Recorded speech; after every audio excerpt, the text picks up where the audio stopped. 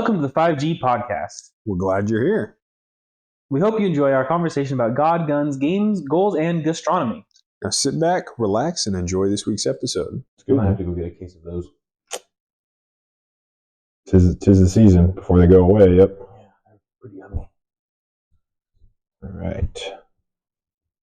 I think Ryan likes them too, so I might be able to actually swing that. We usually have like a no soda policy in the house just because we don't want to spend the money on it, first of all. Yeah. And because it's better not to drink it, even the 0 calorie stuff. All right. Just yeah. Water is the best. Yeah, Yeah, exactly. right, yeah. Right. So anyway. But maybe some coconut. It's not like a zero soda policy. It's just kind of like a, if we start buying it, we're going to keep buying it. Yeah. You know, and it really mostly is just like the money aspect of it, where it's like, okay, yeah, like, you know, $5-6 for a case every 3 months is probably fine. Mm-hmm. But yeah, there's just people, you see them at the stores, they're just loading up with Coca-Cola. You're like, you don't okay. want to become that. No. My boss, Yeah. he probably goes through, my guess is probably 5 cans of Diet Coke a day. Hey, at least it's a diet, but still. Yeah. That's a lot. Yeah. Anyway. Trevor, last weekend was Memorial Day weekend. Mm-hmm. Mm-hmm.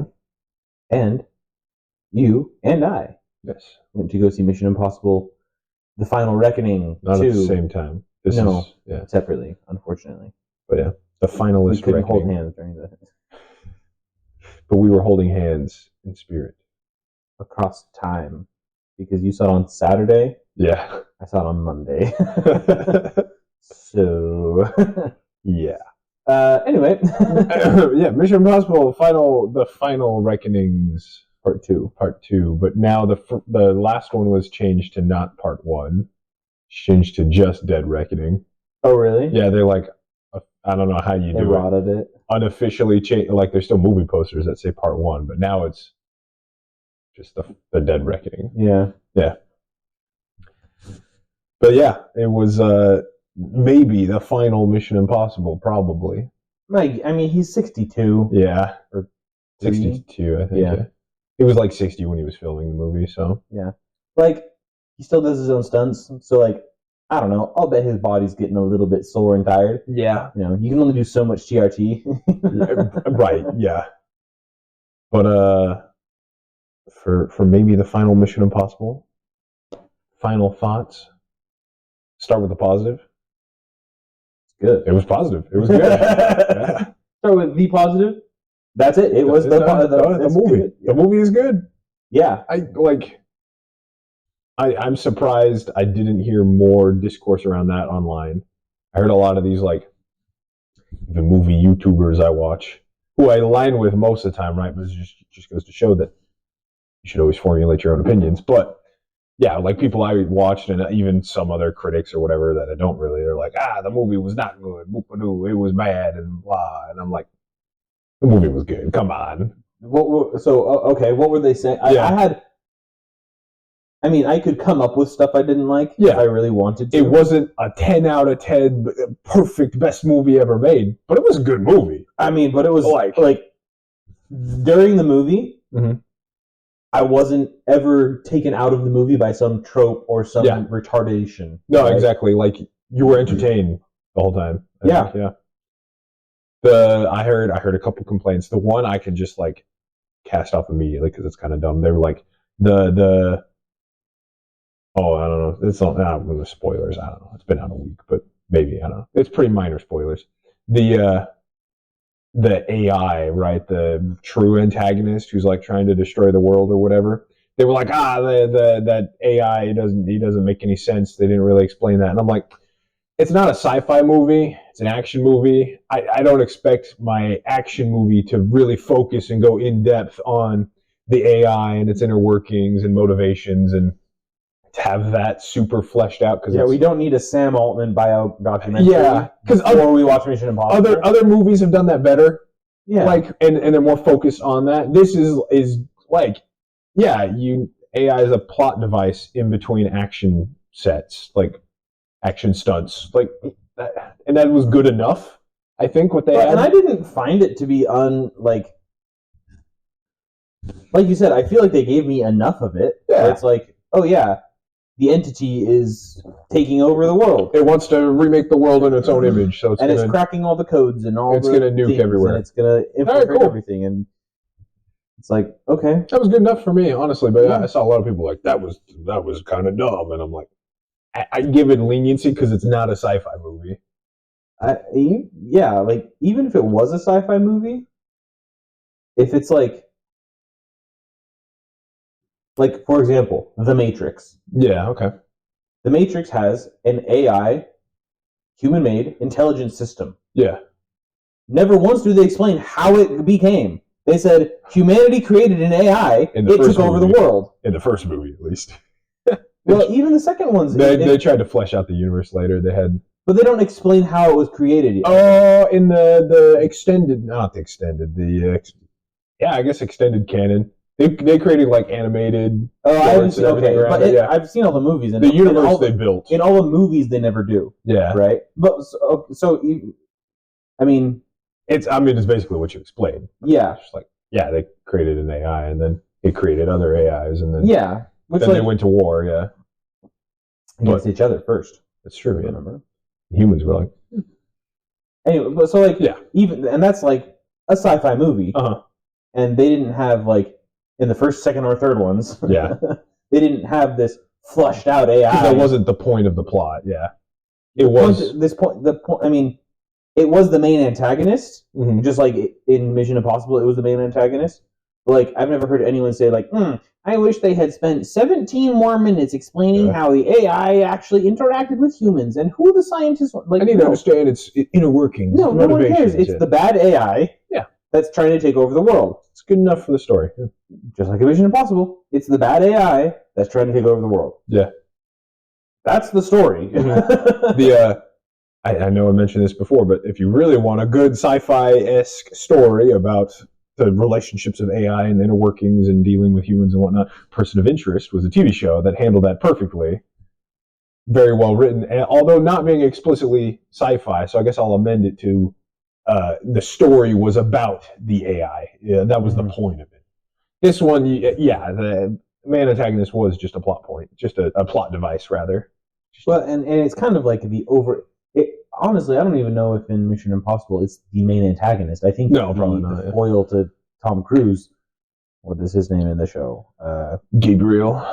Yeah, I remember the actor, but yeah. He's the real antagonist. So that was like a sub point of the real antagonist. They could have done him a little bit better. But I thought it was fine. It didn't take me out of the movie. It was all right. Because they kind of retconned, right, that he was the whole reason for Ethan Hunt becoming an agent, way back before the first movie, and then I don't know, and then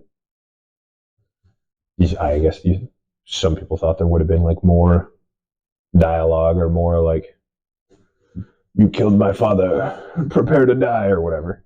I don't know. It's hard to talk when you're fighting on a biplane. Right. Yeah. So if we could jump to positives, that biplane, you saw it in the trailer, but that whole scene in the movie was phenomenal. That's not even spoilers.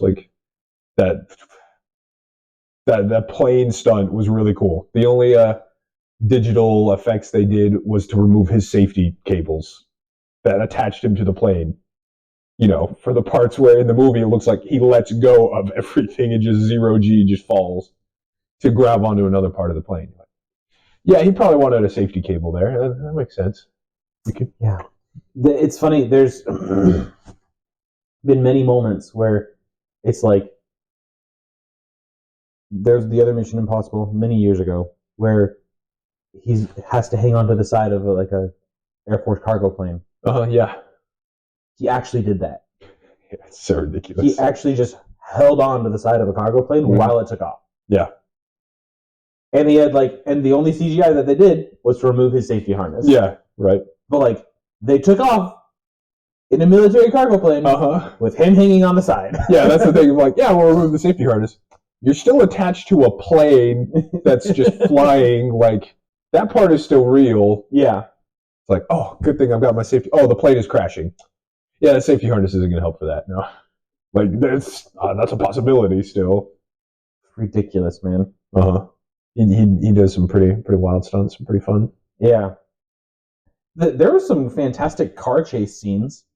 I liked the one from the previous movie better. I don't disagree with that. But there were some good ones. Yeah, I don't disagree with that one. That one, that's like peak car chase in my head. Like when I think of car chase scenes in movies, like that's a pretty good one. That's probably the best.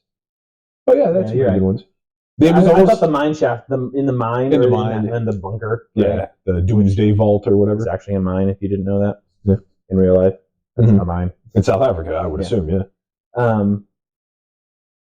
But yeah, it was. I was pleased with how that was done. Yeah.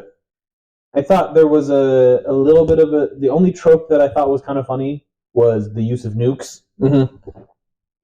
There's like nukes left and right in this 3 moments where I was like, oh, nukes. I think they kept getting bigger too. They kept saying this is a 10 megaton. Well, the first one was like that one that killed the other guy. That friend, I'm not going to say their name. Yeah. Spoiler alert! He's got multiple tech guy friends. Dang it. Yeah. His friend was a good guy. And then the next one, they were like, "This is a 20 megaton nuclear bomb." And then they were like, "Oh, and by the way, the AI is taking over all the nukes." How many megatons are those? And then, oh, you have to be careful. When he sees like the vision of the future, or whatever, he's like, "Oh," he bumps one of the nukes and it like just blows up under the ocean. And you're like, "Oh, more nukes!" And it's like that's not how bombs work. No, bump. Oh, it exploded. Oh no. That's not how that works. Yeah, I'm glad that didn't happen later. Actually, when he did that part in the movie, it's like that's weird. The other complaint I see, I think this one is somewhat valid, but it still is a great movie. There is a lot of exposition, and so it's like they could have maybe trimmed the movie down a little bit. So I've heard some people say the exposition at the beginning. I'm okay with that because they were pretty quick to the chase. There's a lot of cuts of like, okay, we need this to happen and then this to happen. They didn't let those scenes linger because they're like, just move on. Like I thought they were maybe a little bit short, to be honest. For me, just those ones specifically. Because there was like, we need more backstory to get to the main plot of like, there was like a 5-minute scene where they just like apparently infiltrated some dinner party or whatever because they had to go meet the antagonist guy. Had to go find him there. And then also the girl had to show up too. So they were like, yeah, we're just going to pretend, boom, all right, we've infiltrated the crazy rich dinner party, whatever. Like, you skip past the boring parts. And so some people were like, all the exposition cuts. My complaint about the exposition was there's probably about 30 minutes in the middle. 25, 30 minutes in the middle of the same scene 3 times in a row, which is semi-classic Mission Impossible, I guess. It's Tom Cruise explaining to someone in a position of authority, hey, you need to trust me, and here's all the exposition. And then they go, all right, Ethan Hunt, I trust you. And then he does it again, and then again, 3 times in the middle. He does it to the president first, and then he ends up on the aircraft carrier, and then he's got to do it to the general of the aircraft carrier, explain the whole movie premise, and ask for her help. Okay. And then the submarine. And then he does it to the submarine captain, and then he's asked for his help and explain the whole premise of the movie. That was like 3 scenes back to back. I'm like, you kind of trim this down a little bit. It's all exactly the same thing. My wife went to the bathroom during that part, and I was going to explain to her, and I'm like, he was already in the middle of doing the 3rd explanation. I'm like, no, you didn't really miss it. He's in a submarine now. That's all you missed. Like that was, to be fair, that scene between the aircraft carrier and the submarine, I enjoyed. Oh, sure. On the Ospreys, where they're like with the 2 female pilots.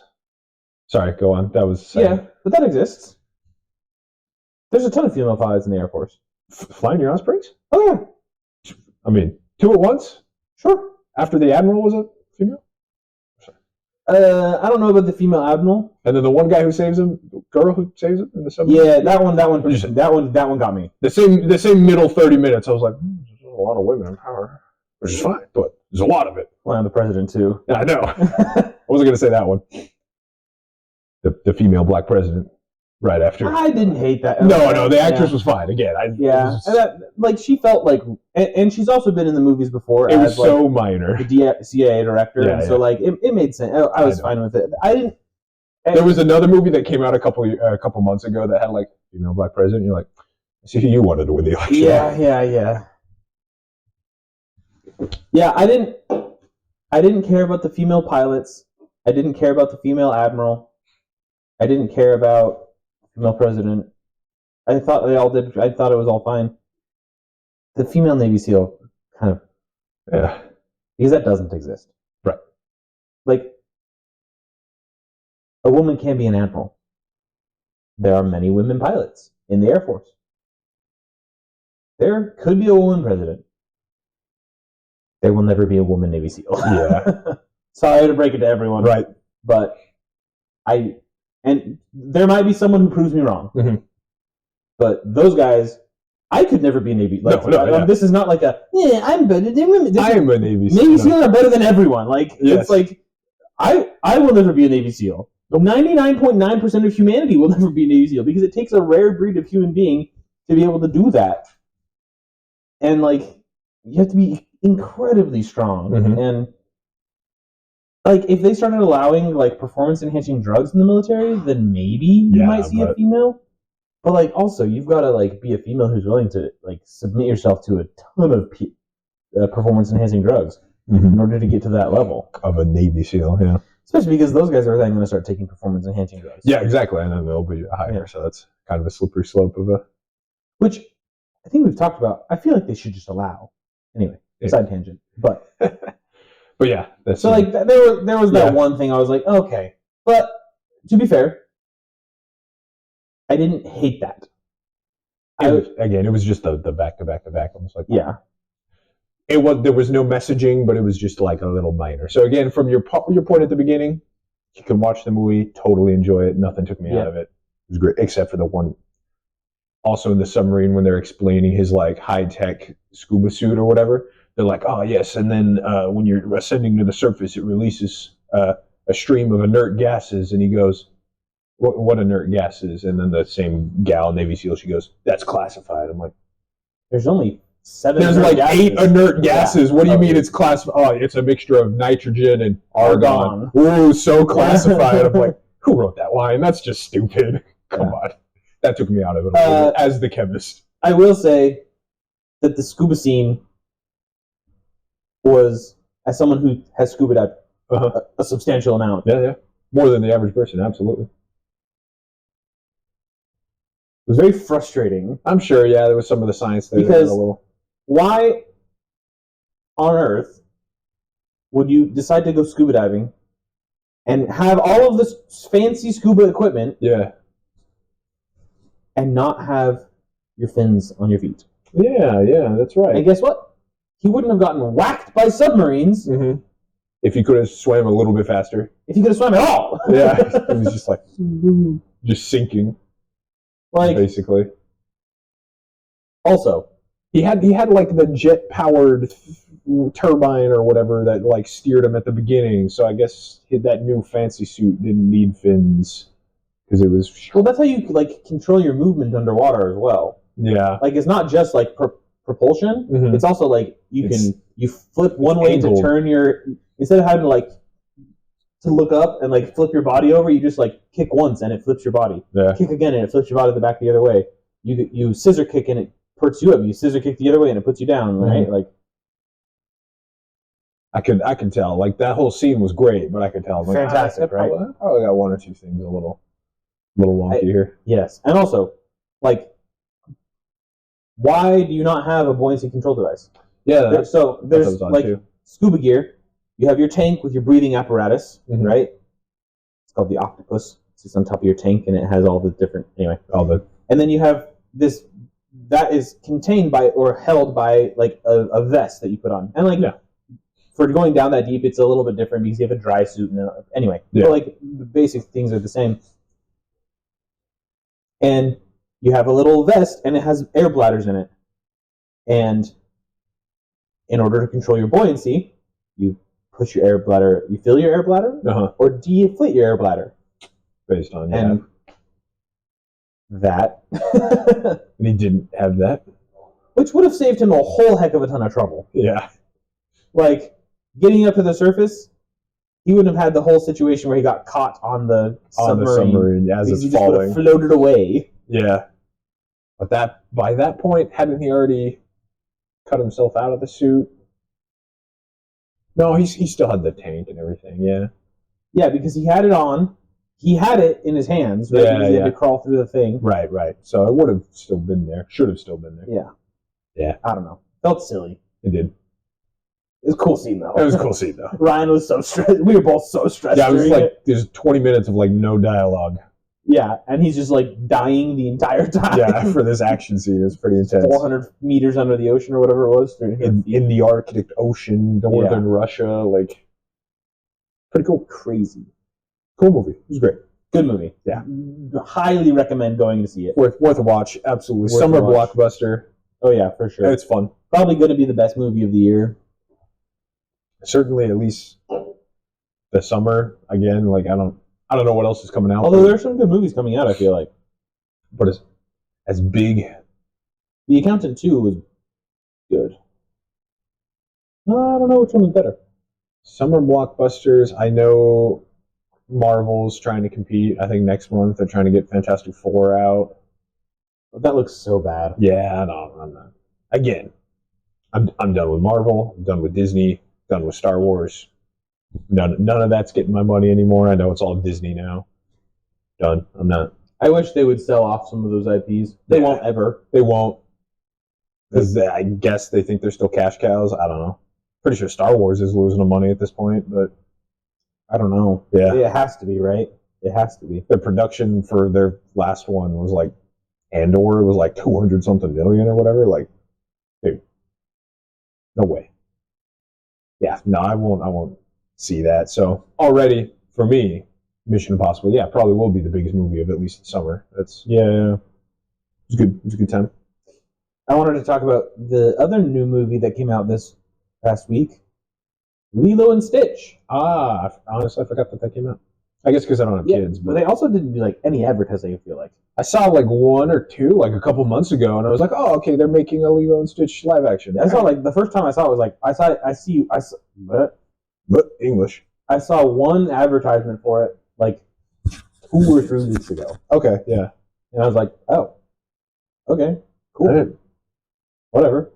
And then now that it's out, I don't think I've seen any other advertisements to be like. The only thing I've seen is that it really sucks. Oh, really? Okay. Yeah, that is really, really bad. I realized since you mentioned this again, I was like, wait, I haven't. Usually after a movie comes out, I'll see clips and stuff of it online. Like, I haven't even seen the live action Stitch because I don't think that was in any of the advertisements I saw beforehand a few months ago. But how does he look?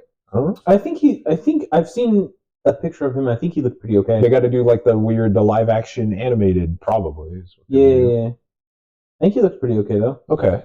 But you know the whole Ohana means family or whatever. Oh yeah. Apparently it doesn't in this movie. It doesn't because doesn't her sister just like ditch her at the end of the Yeah, she gives her to foster care. Ohana. Yeah. Foster no, care? seriously, this is what happens. Okay, I lied. I guess I did hear a little bit about this, but I didn't know that. It's so funny. In the show, whatever the big sister's name is, always says, Ohana means family. That's like family means always together or something. That's the moral of the story, and that's why she befriends this alien monster in their family. Yeah. And the biggest sister is, the older sister is like the one who takes care of the legal everyone. guardian of the young sister. Yeah. So she's. Well, in this one, at the end, she goes, Ohana means family, and family means always together, or whatever. But by the way, you're going to be adopted by foster care now, and I'm going to go F off to college to go party. What? That's like almost verbatim what happens, apparently. How does she keep Stitch in foster care? What happens to him? I don't think they kept him. I thought she... Because I thought... They did a TV show after where like he's but it's supposed to be... Remember like the first movie when you were like young, like the original... Yeah, the original movie. Like, doesn't the Queen Empress chief come down and like, back. Who are you? And then give him to him? I think they just don't do that part. Oh, okay. I don't know. I haven't seen it. Yeah. Will not see it. Will not, yeah. Just like How to Train Your Dragon, which comes out in a few days. Oh, yeah. I forgot about that one. Yeah. Which is just a trash. I have seen plenty of advertisements for that, yeah. I'm Wow. so sad about that because I love How to Train Your Dragon. Yeah. The animated shows that they had, so good. Peak. Legit, like, and this wasn't like, oh, I watched them as a 13-year-old. I watched them as a 20-year-old. Like, Still good. like Hold up. I'd be in the library at college watching How to Train Your Dragon Nice. on my computer. That's pretty solid. So anyway, I'm very sad about that one. But yeah. Lilo and Stitch, apparently. The moral of the story is gone. So the next generation of kids watching will not have that. It's just ridiculous. Interesting. Just silly. Disney, man. They're done. I'm done with them. What was the last thing that Disney put out that was good? I mean, in my opinion, right? Subjective. I liked the Mandalorian season 1 in 2020 or 2019. I think it was pre-COVID. Because I used to like Star Wars. A lot of people online say the Marvel ended with Endgame. I tend to agree. Marvel Endgame was like the last good Marvel movie. Disney original movies or remakes. I couldn't tell you. I don't have kids, and so I don't really care for any of those. Any of the live action stuff they've done in the past few years. I thought the Lion King live action was good. We saw that. Yeah. I thought that one was good. But that was like 2021 or something like that. Yeah. 2020 even maybe. Yeah. I don't. Yep. Couldn't tell you. All right. Nope. None of the Marvel Phase 4, Phase 5, whatever we're in. None of that appealed to you. No. Yeah. Honestly, and we've talked about this ad nauseum at this point. Yeah. But my favorite one out of like the post Endgame stuff has been the Eternals. The Eternals. Oh, okay, wait. Deadpool and Wolverine. I know you didn't like that one that much. But that was a better movie than the Eternals. Yeah. Okay. You're right. I forgot about that one. But again, because that one was like, that doesn't count. That's it's like Fox and Disney working together on that one. Yeah, so it's like that's a Ryan Reynolds special.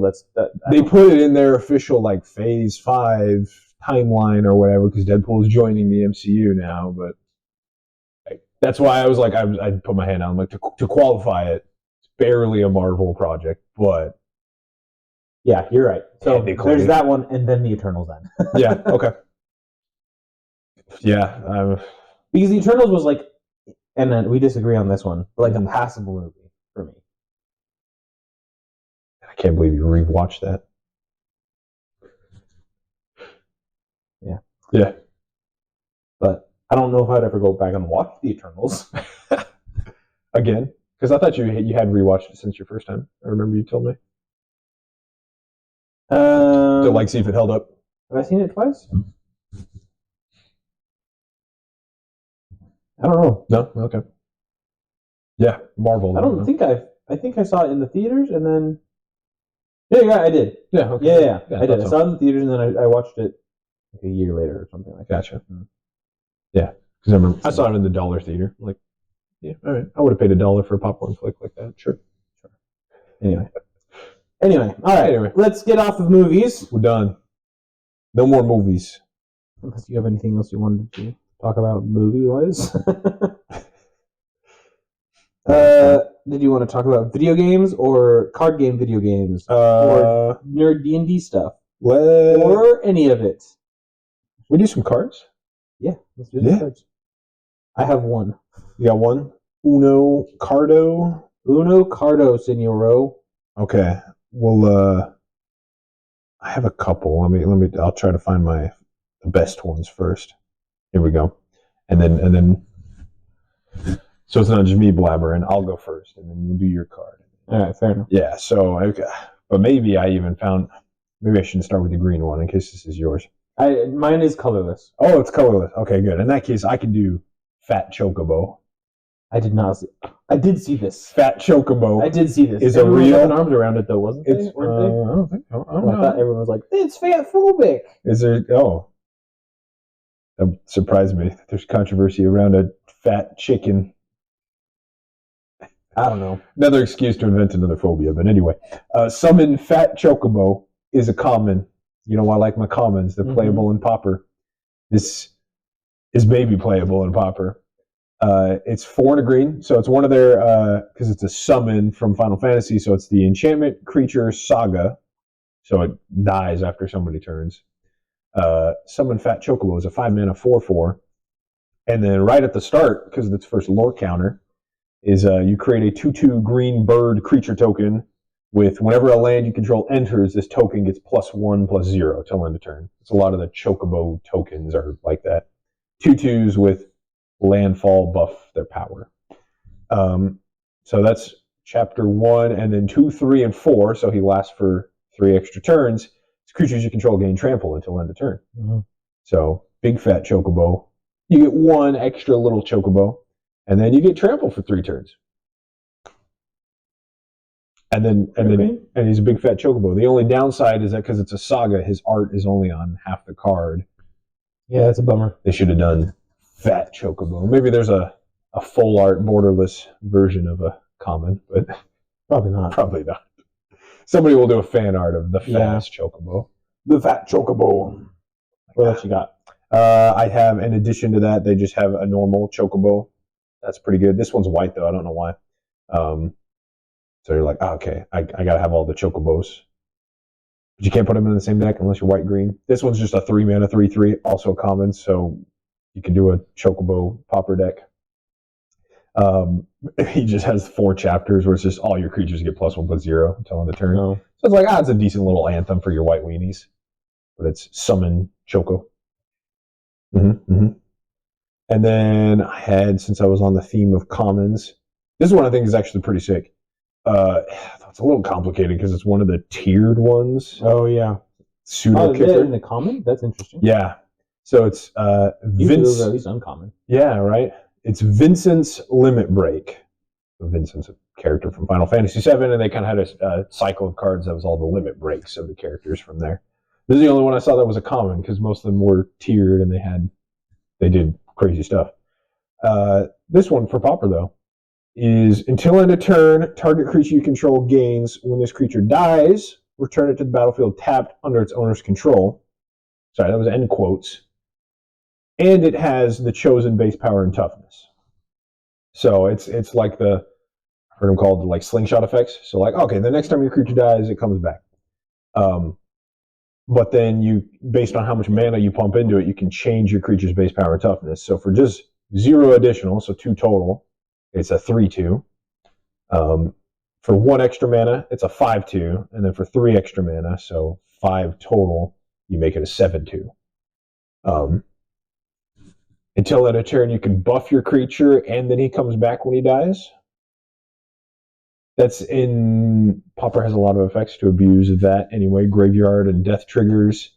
There's a pretty common one where it's like a dumb little 1/1 zombie, but when it dies, you make a number of like rabbit tokens or squirrel tokens equal to its power. So then you can make 7 rabbit tokens and bring your zombie guy back. I was like, okay, that's cool. I like that. These ones aren't like versatile as a modal spell, but they're versatile in how much mana you have available to like pump into it to get a better effect. So that's cool. Yeah. So yeah, that's what I had. I also have a common. Okay. All commons. You see the Iron Giant? Yeah, I think so. It's pretty okay for a common, I thought. 7 mana, 6/6 demon.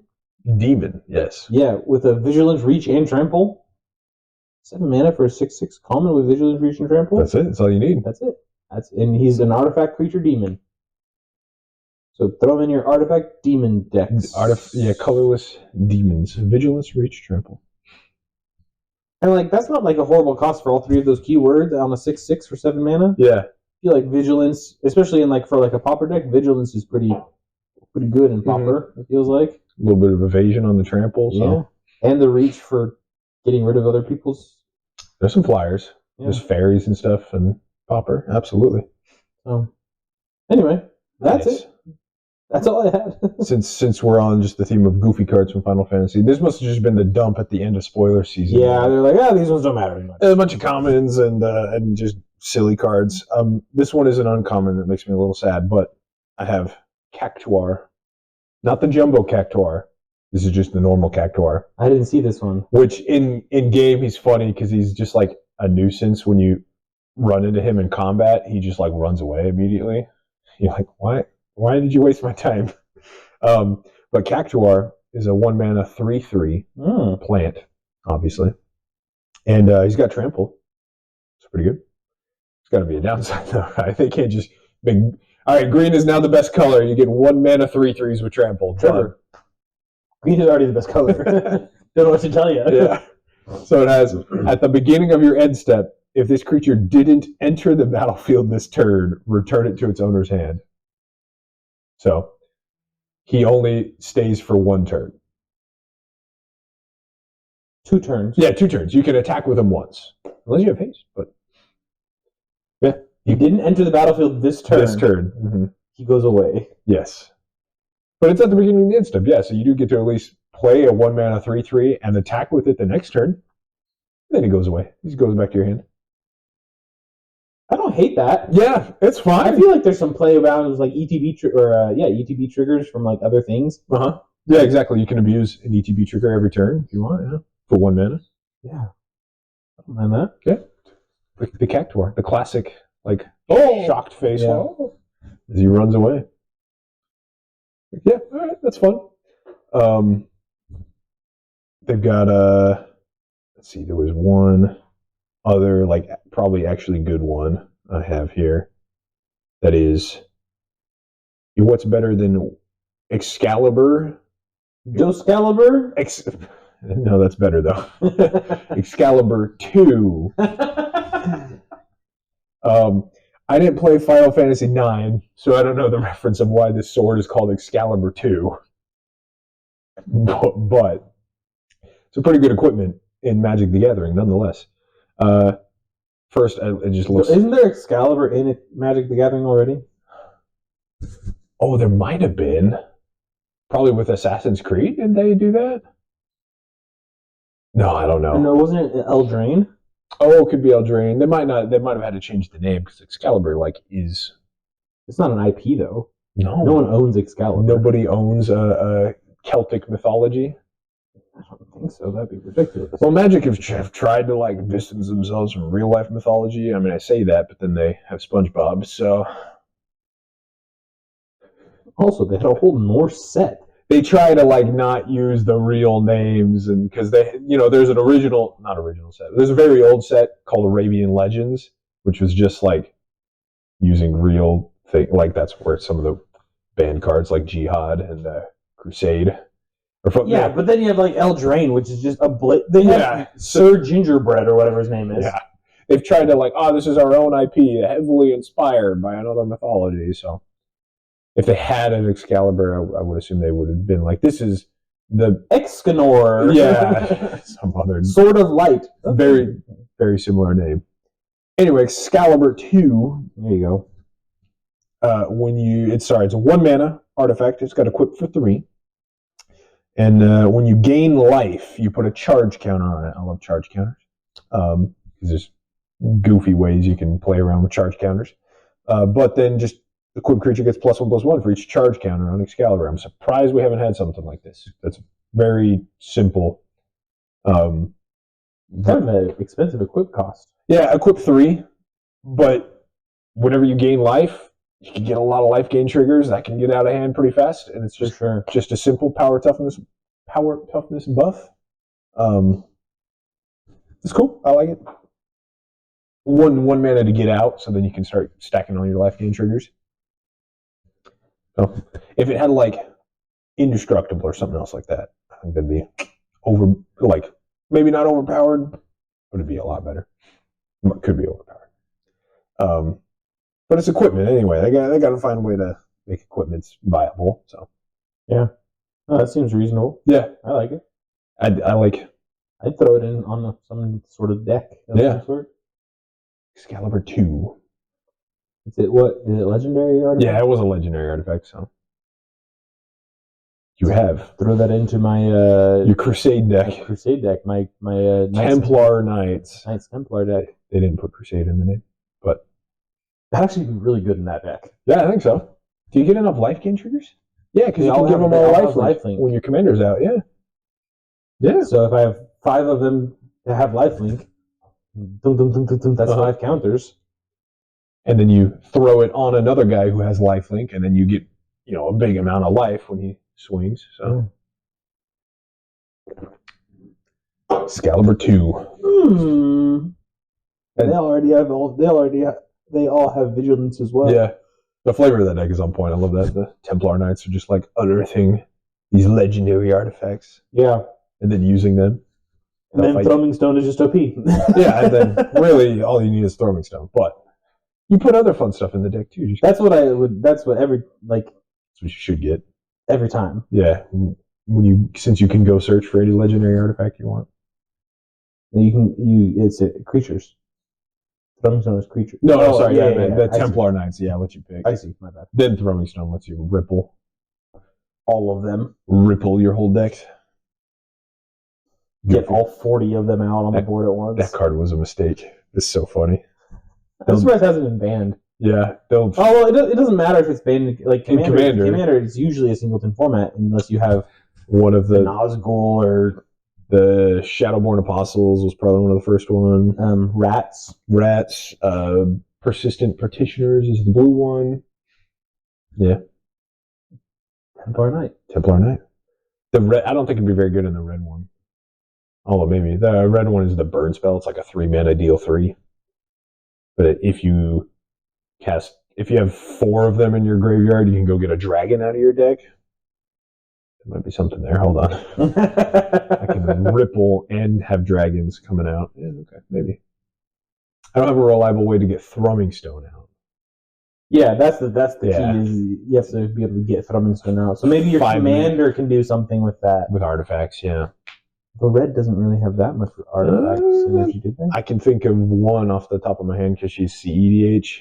Oh. She's Magda, the dwarf.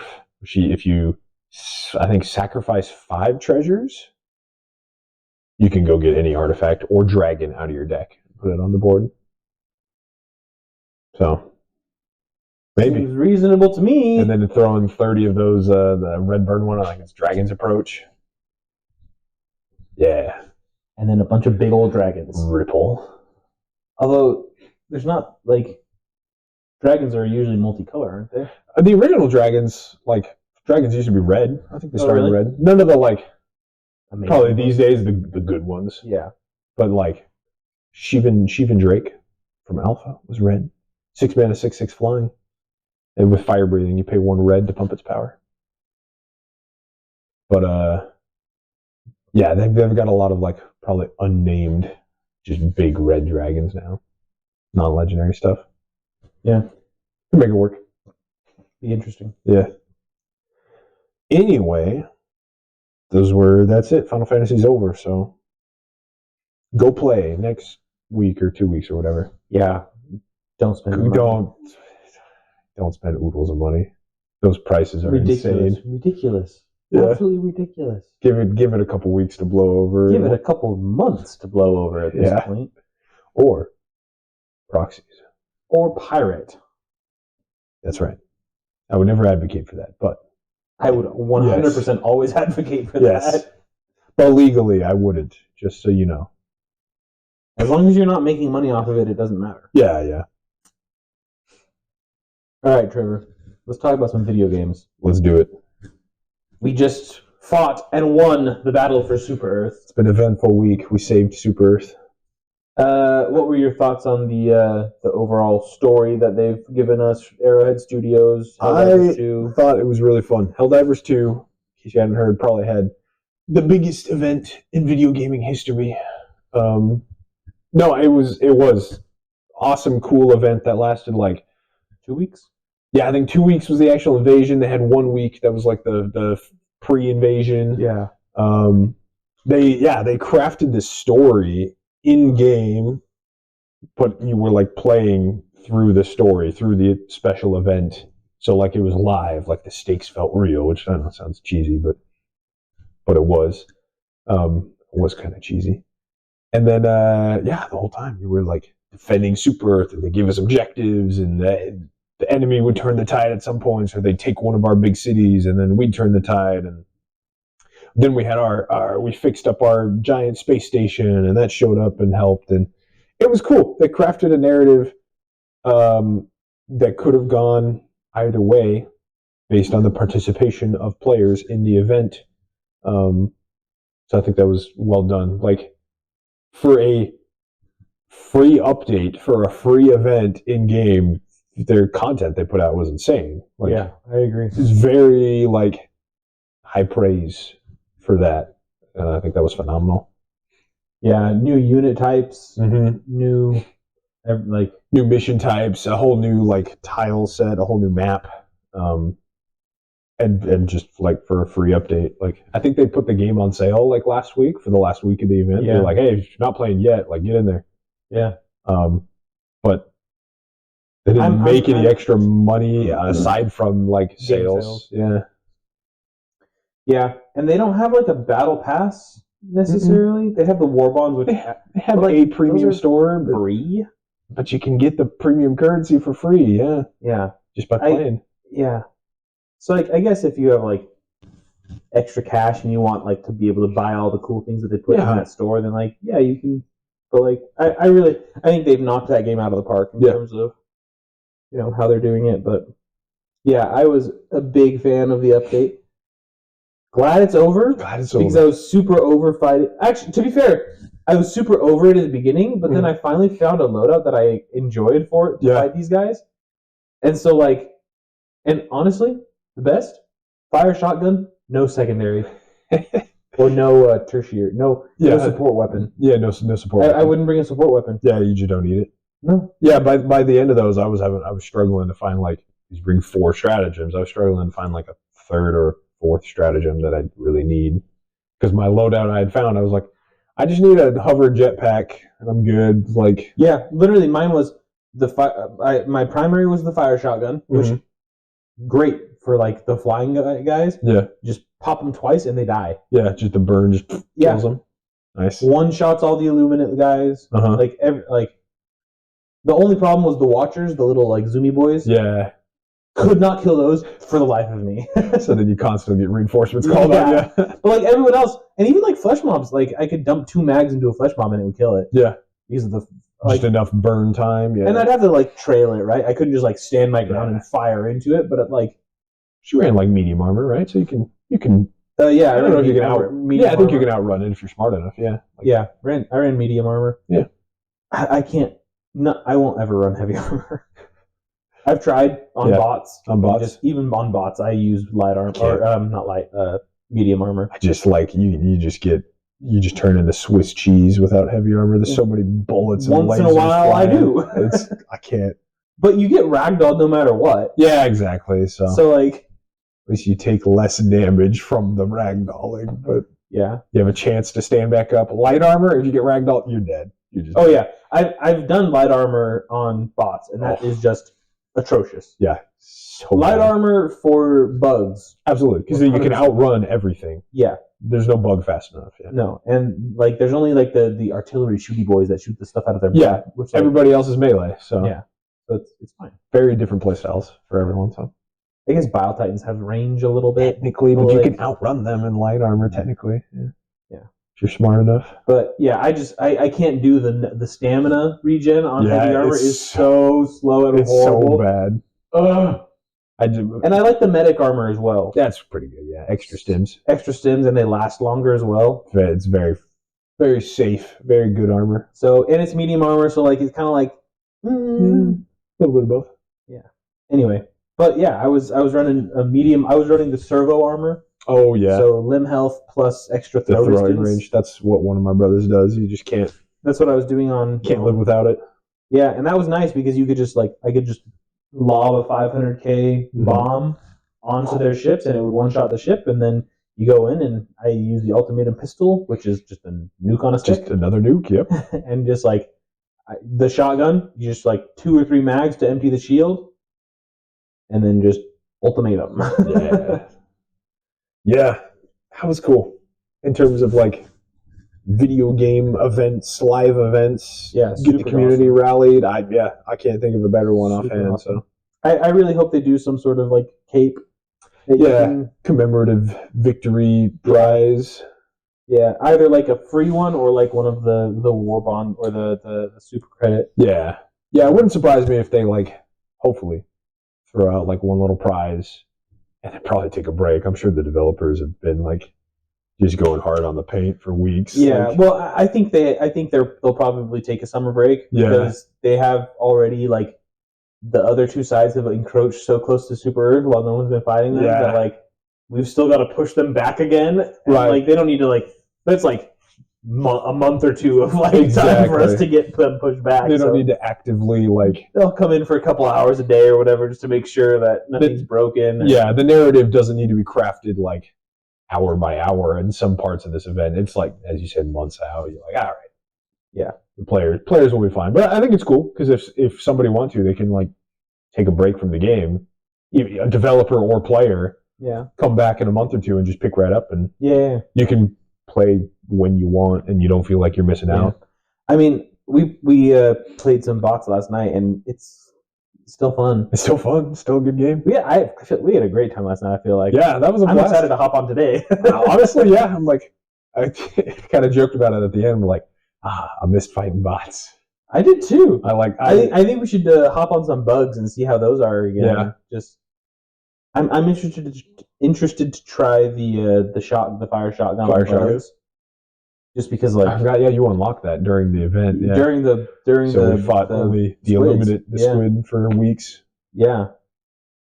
So, I mean, if not, Liberator, Penetrator, and Stalwart just works for me. Yep.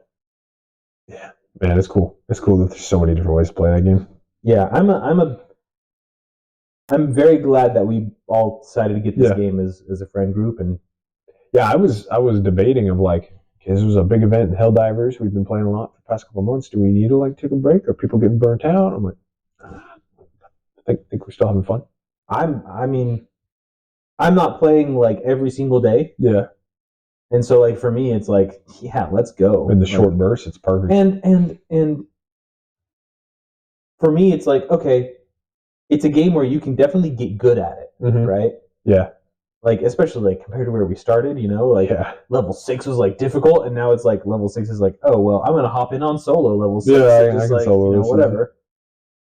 And now it's like level 8, level 9. Like we've done a bunch of level 10s, not a bunch, I guess, but but like we've done them. a few missions at Yeah. least. Level 10s is your try hard. Yeah, like you get a warm up in on 8, Yeah, and then you go to 10, and you're like, But I mean, super fun. Like I'm having a great time on it. Yeah. Like, and I just want to kill bots. just want to dive, Bugs. hell dive. Anyway, Yeah, that's it. go play that game. If you don't get the hype yet, We will be sponsored by Arrowhead Studios for free.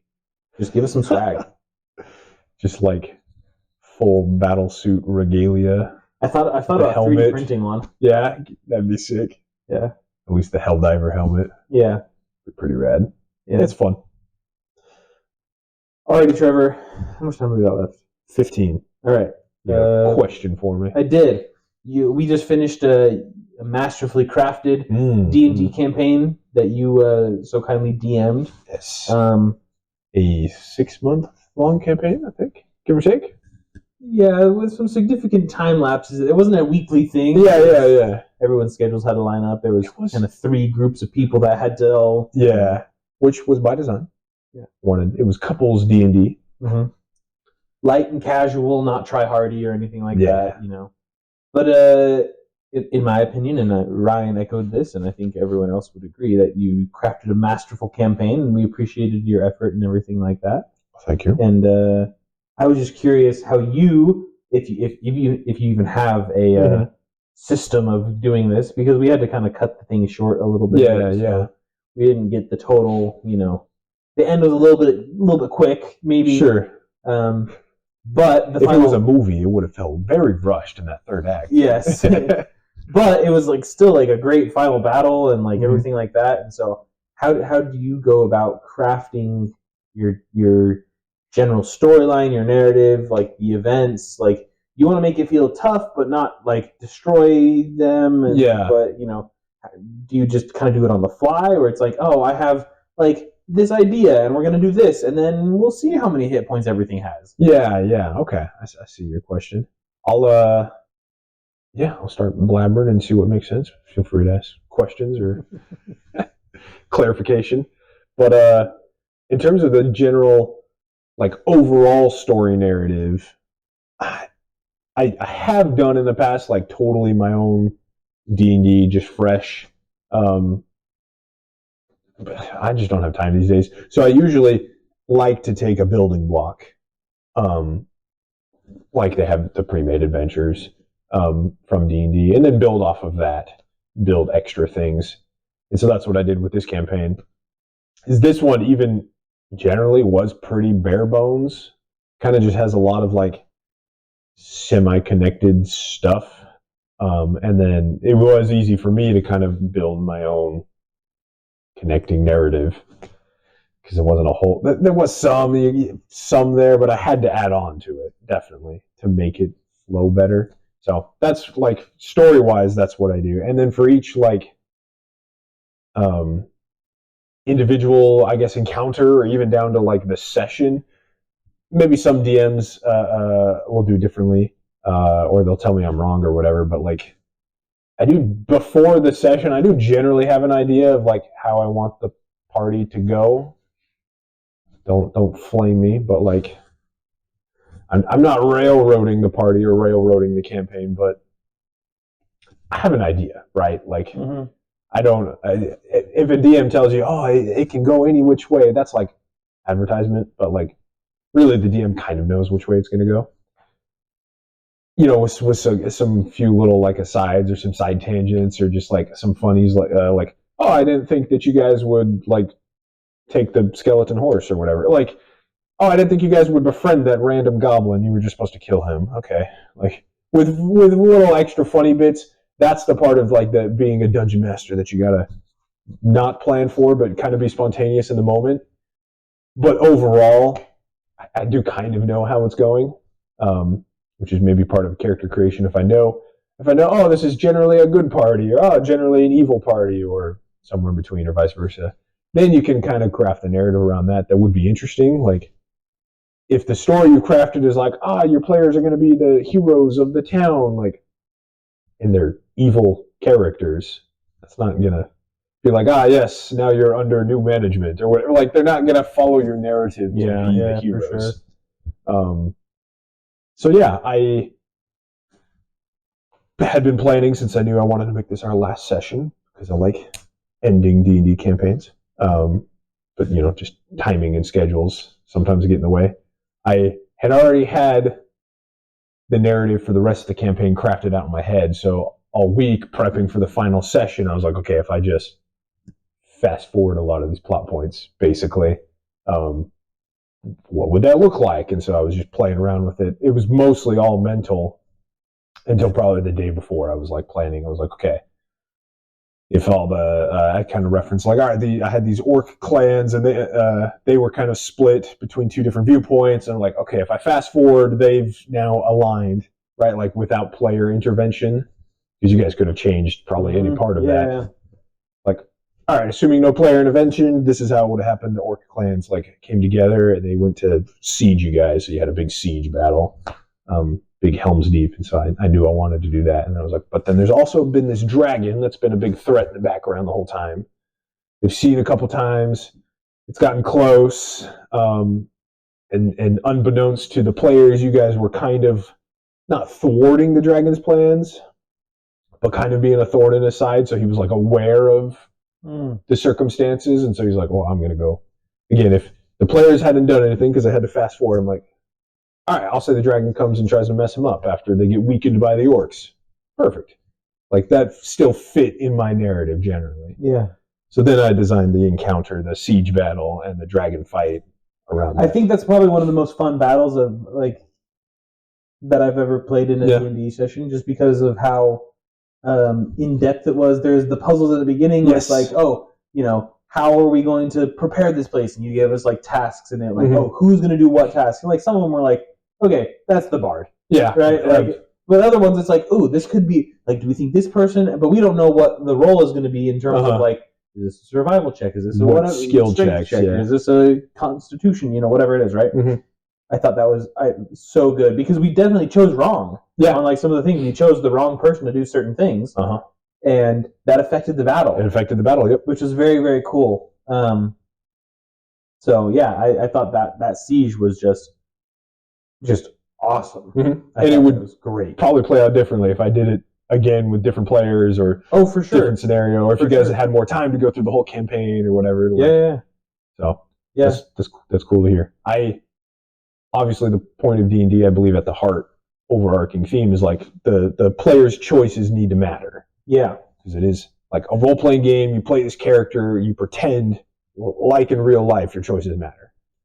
So that's at the heart, I think, of everything I try to do as a dungeon master. And then I also believe every session should have some role play, some interaction, and I'll loop in like puzzles or riddles because I enjoy that, and then some combat. So even though it was like amended, I squished everything down in the one final session. It's like I still like to do a little bit of role play, a little bit of like interaction with the environment or some puzzle solving, and then some combat.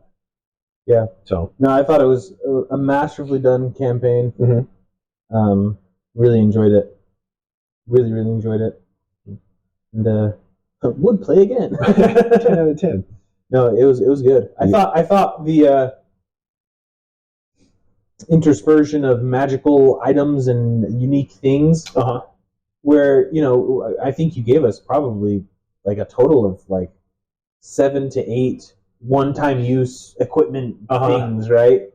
Or whatever it might have been. Yeah, that one is an idea I found that I started doing for the first time in this campaign, of just like magical relics or whatever. Yeah. Basically, I found a list I can generate that'll randomly assign like spells, basically, on one-time use items. Yeah, and anyone can use it. You don't have to be a mage to use it. You don't have to be attuned. And like that is a fun way to give meaningful treasure. And so I started doing that in this campaign. Really like that. I'll be keeping that. Yeah, because like sometimes, and I think the problem in the past has been like, oh, we just fought this dragon, and it's like, you're level 5, you don't deserve a +2 weapon. No. You're level 5 or level 3, right? It's like you're just going to be wrecking everything until you hit level 10, basically. But like a one-time use of a 3rd level spell, that's pretty okay. That's all right. Yeah, that's not unbalanced. No. Like, especially because like at that point it's like, oh, I only get this once. Like I'm really going to save this for like, oh, the team is in dire strait. I have this lightning bolt. I'm going to use it. Yeah. Yeah, and then like. And then you don't get it again. So like if you don't squander it, or if it misses, you just... That's it. You use it. So yeah. I really thought that was really, really solid. I've found a way, because I've used like treasure generators in the past, or some of those pre-made adventures, again, that I use as building blocks have like treasure in there, but it's just money.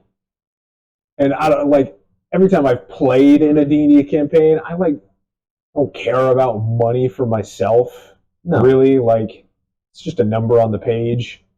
If I'm playing like a very long campaign, it's like, okay, I'll use the money to like raise an army or something. Yeah, fund something for the party, or like, oh, I want to build a castle, like do these big grand things. And so like killing a dragon and getting 2,000 gold is like, I don't know, I don't really care.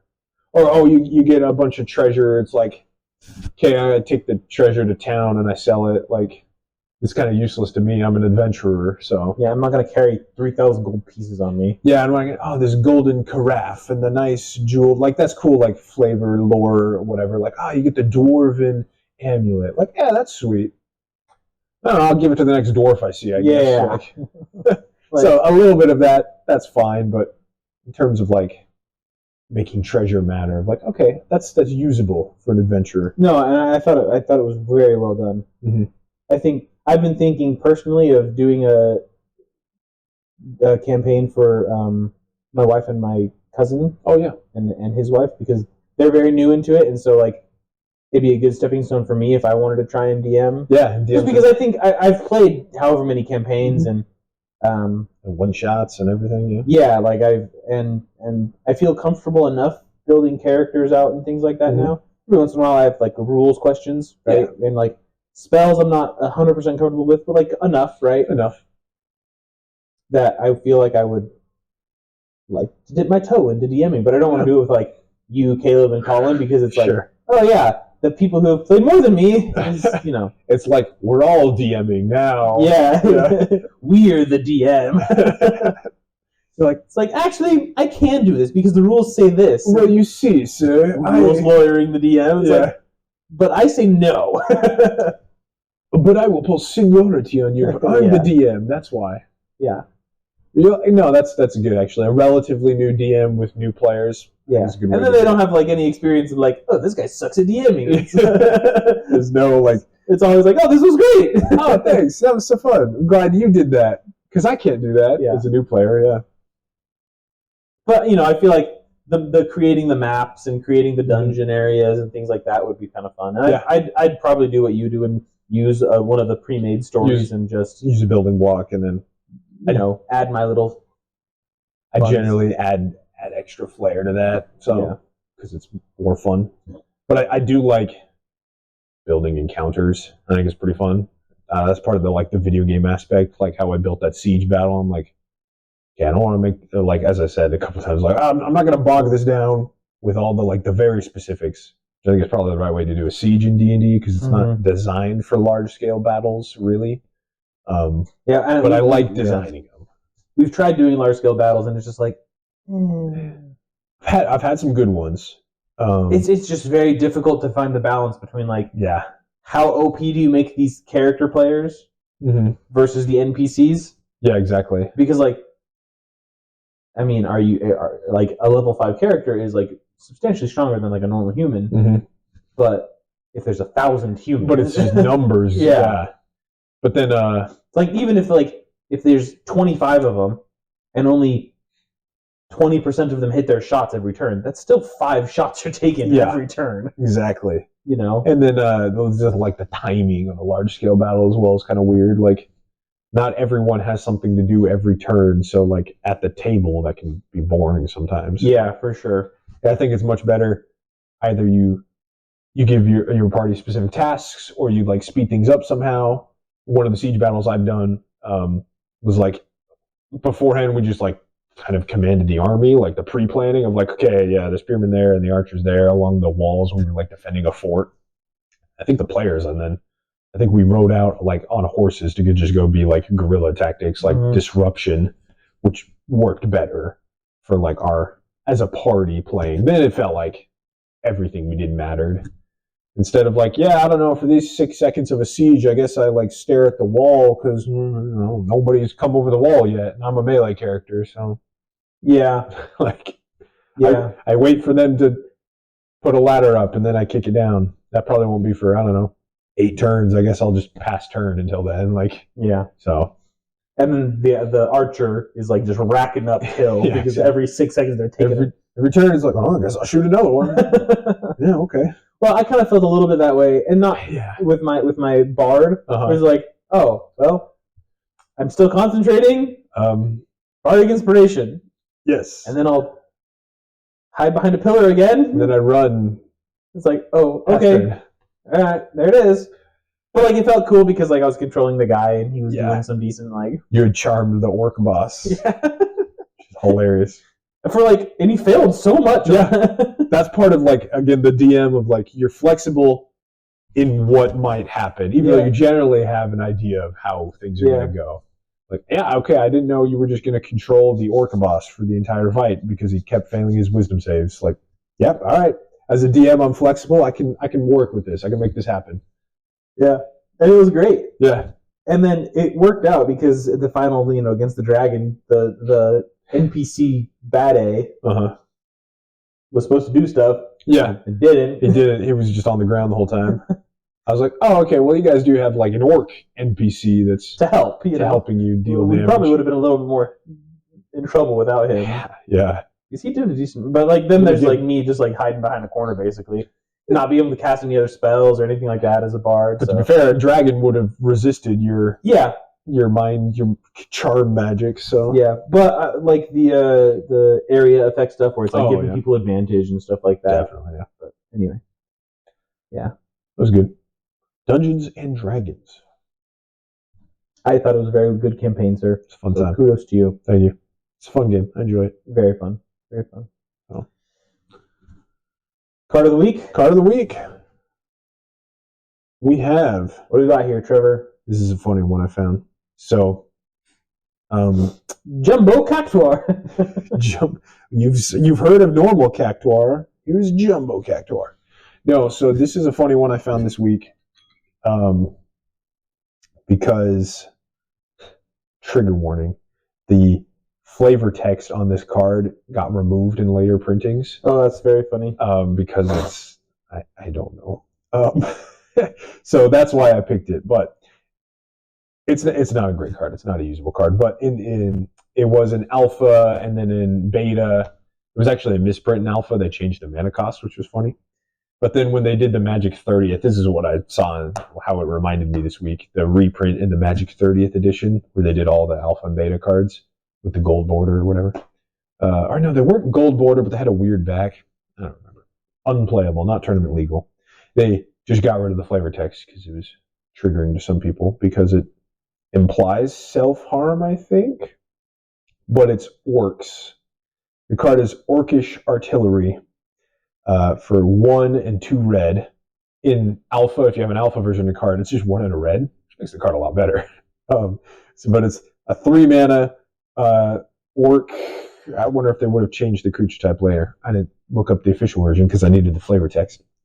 It's a 1/3 orc, and it's if you tap Orcish Artillery, he deals 2 damage to target creature or player and 3 damage to you. At 2 mana, that's at least like usable if you just want to start shocking things all over the board for 2 damage. But 3 mana 1/3 that also deals 3 damage to you is pretty bad. But here's why I picked Orcish Artillery, right? So the art, first off, is like literally an orc in a giant ballista, like he's gonna launch himself. So the flavor text is, in a rare display of ingenuity, the orcs invented an incredibly destructive weapon. Most orcish artillerists are those who dared criticize its effectiveness. That's not self-harm. That's just evil orc harm. Just evil orc harm. Yeah, like, oh, I think that's a dumb ballista. That won't work. Yeah. All right, climb up there. Like, we'll show you how it works. So they launch orcs at their enemies. Like, yeah, I think that's funny. So what is the creature type on it now?